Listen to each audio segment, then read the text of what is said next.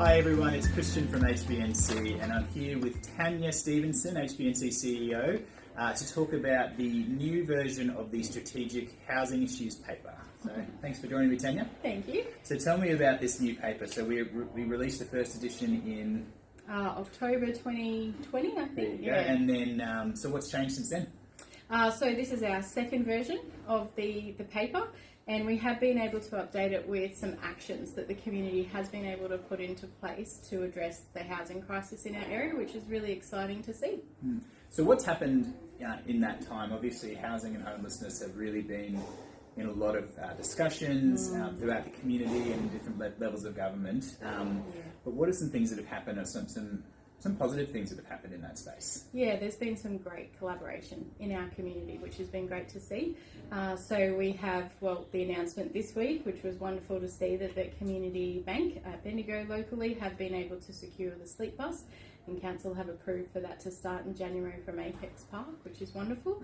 That's going to be a huge support for our homeless here, where they just haven't been able to secure anything for crisis accommodation, because that has been one of our biggest issues.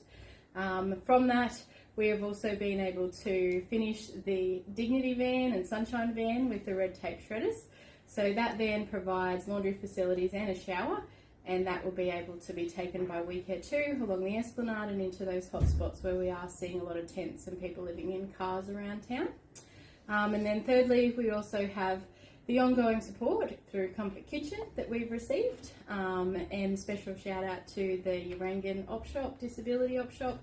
They've been really supportive and ongoing long-term donors to that Comfort Kitchen, which feeds about 80 people every week. That's great. So the paper has a number of different recommendations, and we probably can't get into all of them, but if there was a sort of a standout one that you wanted the community to know about or get involved with, what would that be? Definitely at the moment the local law change. So Councillor Jade Wellings has been leading the local law change for caravans to be based in backyards for up to 6 months, to be able to alleviate some of that pressure of people finding emergency accommodation, or just even a little bit longer term accommodation until they can find a house. And so at the moment the council has approved for that to look like being changed, but they need the community consultation to happen. So if we can encourage everyone to write a letter to the council, ask them that, we support this law change, and that will help us look for, I think, community helping community to deal with some of the housing shortage at the moment. Can you give us a bit of an idea of how a paper like this comes together?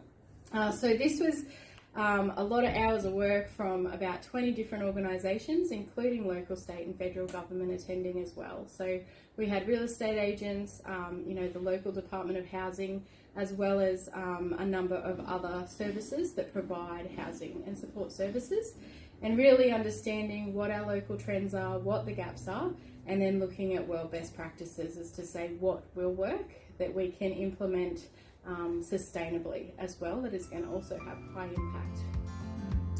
So the new version of the Strategic Housing Issues paper is available at hbnc.com.au, and remember to make your voice heard and have a say on the proposed local law change.